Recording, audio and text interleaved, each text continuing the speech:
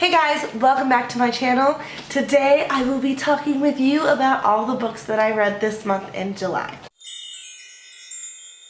First off, I wanted to kind of do a little explanation about where I went during Booktubeathon, because I had a 4 or 5 book TBR and I read one of those books on my TBR. But on Wednesday morning, I got some really bad news that my brother was in a really bad car accident. And I actually spent Wednesday, Thursday, Friday in the ICU.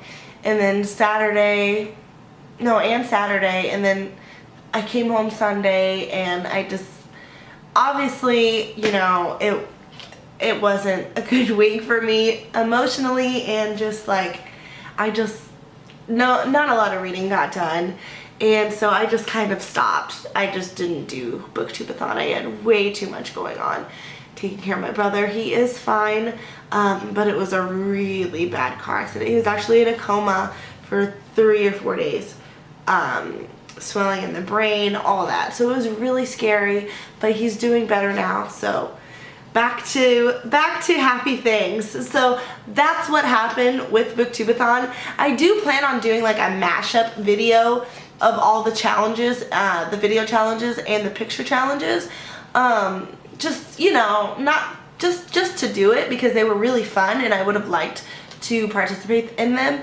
So here pretty soon you'll probably be seeing that on my channel. Just a fun, like, just mashup of all those challenges. So without further ado, here are the books that I did read this month. So for the month of July, I read 6 and like a half books. So let's start with the book that I DNF'd. I'm sorry guys, I tried with Wyatt Oleander by Janet Fitch. I tried, and I know this is like a literary, like, it's a really good prose and the way she writes is beautiful, and I recognize that it was written really pretty, but I was bored to tears. I didn't like what was happening in the book. I just didn't like it at all. And I got a good chunk of it done. And so I gave it a fair shot, but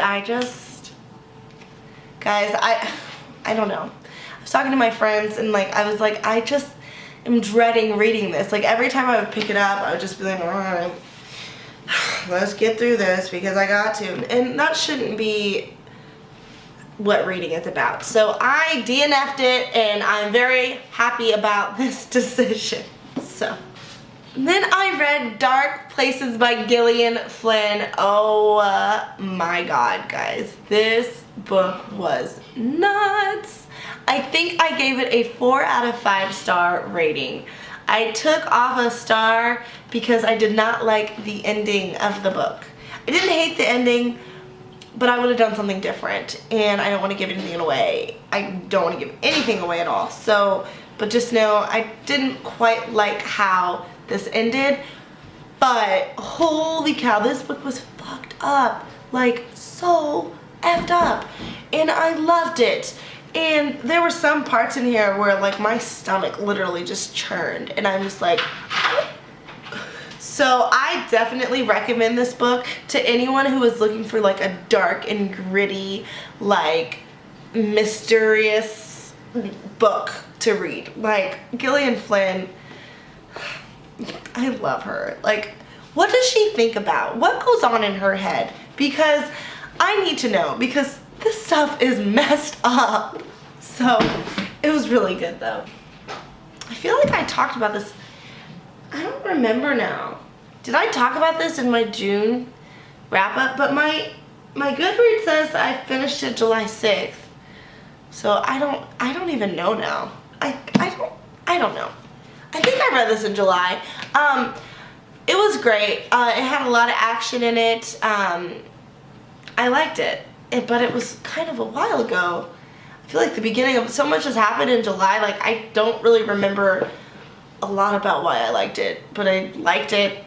I like this series, so I have the last one and I'll read that sometime. But 5 out of 5 stars. I love Noah Shaw.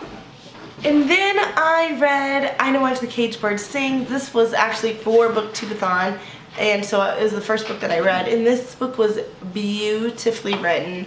The story was gripping. I am so happy that I read this. I gave it a 5 out of 5 stars. This is something that I could reread again in like a year and still just thoroughly enjoy. There was moments where I laughed, moments where I cried, and just my heart ached for the main character, and I just, oh my goodness. This was a really, really, really good read.